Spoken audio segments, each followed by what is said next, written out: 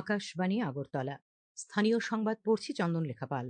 এখনকার বিশেষ বিশেষ খবর হলো, রাজ্যপাল ইন্দ্রসেনা রেড্ডি নাল্লু বলেছেন, রাজ্য সরকার বর্জ্য পদার্থের পৃথকীকরণ এবং প্রক্রিয়াকরণের উপর গুরুত্ব দিচ্ছে। মুখ্যমন্ত্রী অধ্যাপক ডক্টর মানিক সাহা আজ খোয়াইতে 100 শয্যা বিশিষ্ট নতুন জেলা হাসপাতাল এবং 50 শয্যা বিশিষ্ট নেশামুক্তি কেন্দ্রের ভিত্তিপ্রস্তর স্থাপন করেন। প্রাক্তন প্রধানমন্ত্রী ভারতরত্ন চৌধুরী চরণ সিং এর জন্মদিন আজ জাতীয় কিষাণ দিবস হিসেবে উদযাপিত হচ্ছে। অনূর্ধ্ব 19 বছরের মেয়েদের সীমিত ওভারের জাতীয় ক্রিকেটে ত্রিপুরা প্লেয়ার গ্রুপের চ্যাম্পিয়ন হয়েছে। এবারে সংবাদ বিস্তারিত।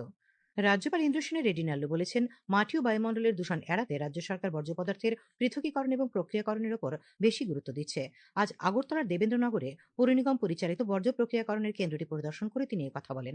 রাজ্যপাল বলেন, এই বর্জ্য প্রক্রিয়াকরণ কেন্দ্রটি আগের চাইতে উন্নত হয়েছে। আরও বেশি পরিমাণে বর্জ্য সংগ্রহ ও প্রক্রিয়াকরণের কাজে গতি বাড়ানোর উপর গুরুত্ব আরোপ করেন তিনি বলেন, নিজের ঘরে থাকা বর্জ্য পদার্থগুলি সঠিক সময়ে সংগ্রহকারীদের কাছে পৌঁছে দেবার বিষয়ে জনগণকে আরও সচেতন হতে হবে। আগরতলা পৌর নিগমের কমিশনার ডিকে চাকমা জানান, 2022 সালে কেন্দ্রীয় সরকারি সংস্থা মান্ডি এন্টারপ্রাইজ দেবেন্দ্রনগরে এই প্রক্রিয়াকরণের কাজ শুরু করে। বর্জ্য পদার্থগুলির পৃথকীকরণ এবং তা থেকে জৈব সার তৈরিরও কাজ করছে এই সংস্থা। মোট 18 জন শ্রমিক এই কাজে নিয়োজিত রয়েছেন। মুখ্যমন্ত্রী অধ্যাপক ডক্টর মানিক সাহা আজ খোয়াইয়ের ধলাবিলে 100 শয্যা বিশিষ্ট নতুন জেলা হাসপাতাল এবং 50 শয্যা বিশিষ্ট নেশামুক্তি কেন্দ্রের ভিত্তিপ্রস্তর স্থাপন করেন। তিনি ভার্চুয়ালভাবে খোয়াই জেলায় 8টি প্রকল্পের উদ্বোধন করেন। এগুলির মধ্যে রয়েছে জেলা প্রশাসনের জন্য নির্মিত নতুন সরকারি আবাস, ডিসিএম এবং BDO office quarter, Shyamaprasad Mukherjee statue, park উদ্বোধন ইত্যাদি। অনুষ্ঠানে মুখ্যমন্ত্রী বলেন, আজ যে সমস্ত প্রকল্প উদ্বোধন এবং শিলান্যাস হয়েছে এর জন্য ব্যয় হচ্ছে 113 কোটি টাকা। অনুষ্ঠানে উপস্থিত ছিলেন তেলিয়ামুড়ার সরকারি মুখ্য সচেতক কল্যাণী রায়, বিধায়ক পিনাকি দাস চৌধুরী এবং নির্মল বিশ্বাস, জেলা পরিষদের সভাধিনেত্রী অপর্ণা সিংহ রায়, জেলা শাসক রজত পান্ত, জেলা পুলিশ সুপার রানাদিত্য দাস প্রমুখ। প্রাক্তন প্রধানমন্ত্রী ভারতরত্ন চৌধুরী চরণ সিং এর জন্মদিন আজ জাতীয় কিষাণ দিবস হিসেবে উদযাপিত হচ্ছে।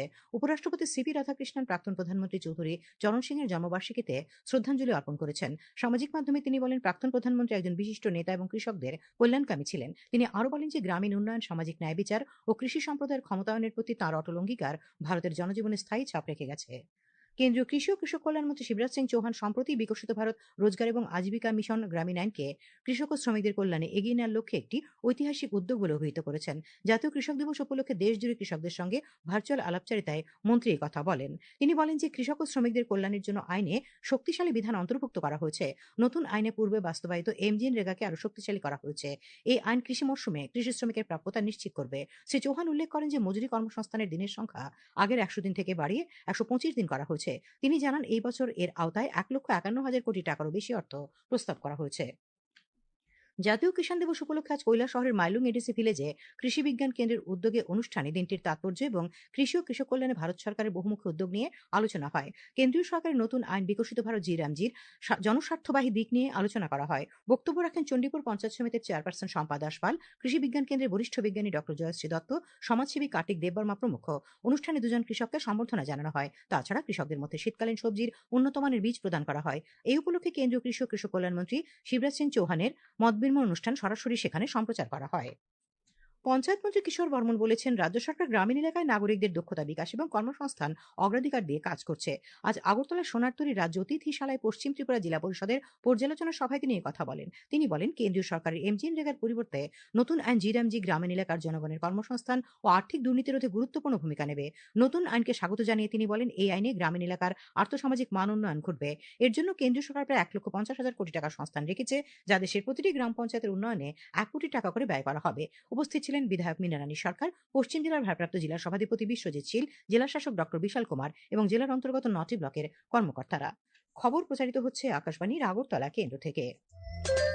আকাশবাণীর সংবাদের আপডেট পেতে লগ ইন করুন www.newsonair.com এবং নিউজ অন এআইআর অ্যাপ এবং টুইটার ও ফেসবুক প্ল্যাটফর্মে এআইআর নিউজ অ্যালার্টসে। ইউটিউবে লক্ষ্য রাখুন নিউজ অন এআইআর অফিসিয়ালে।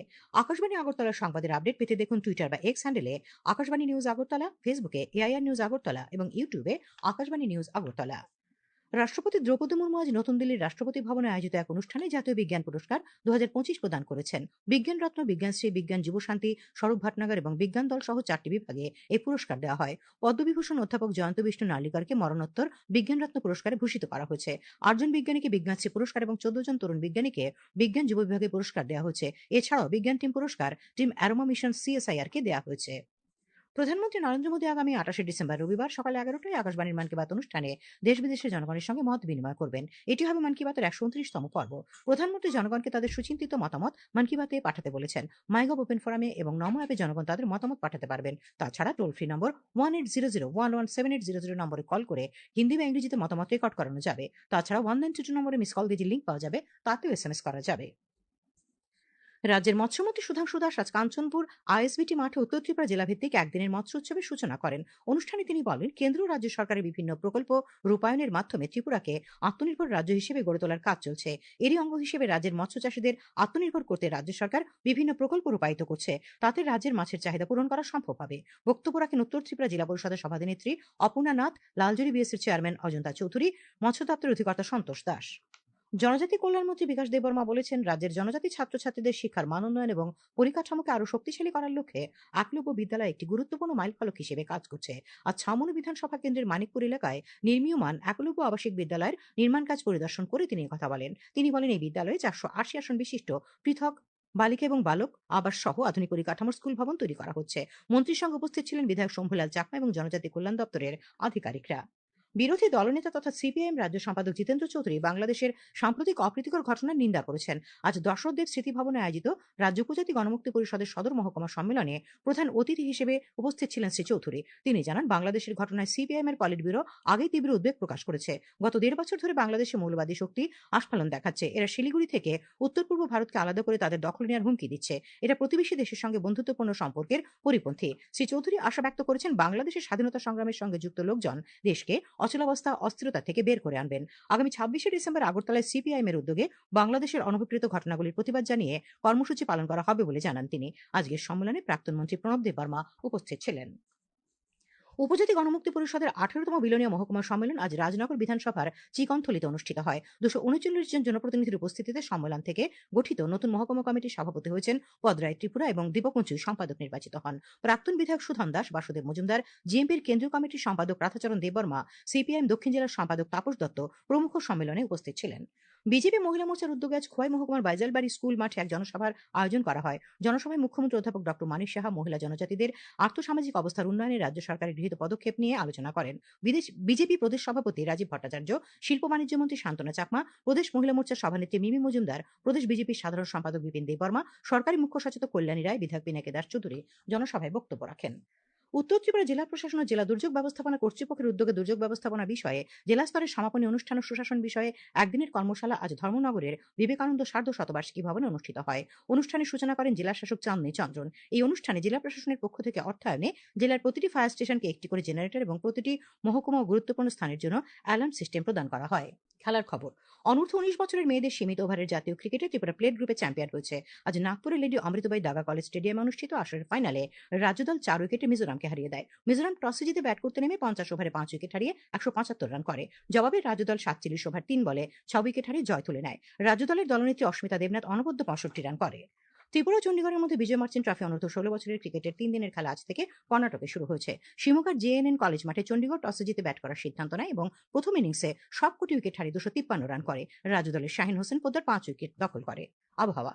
আগামীকাল আকাশ সাধারণত পরিষ্কার থাকবে। সকালে পশ্চিম খোয়াই সিপাহী জেলা গোমতী দক্ষিণ ত্রিপুরা জেলার কিছু স্থানে ঘন কুয়াশা পড়তে পারে। আগামীকাল দিনের সর্বোচ্চ তাপমাত্রা 27 ডিগ্রি সেলসিয়াস এবং সর্বনিম্ন 14 ডিগ্রি সেলসিয়াসের কাছাকাছি থাকবে। আজ সর্বোচ্চ তাপমাত্রা ছিল 27.2 ডিগ্রি সেলসিয়াস এবং সর্বনিম্ন 14.2 ডিগ্রি সেলসিয়াস।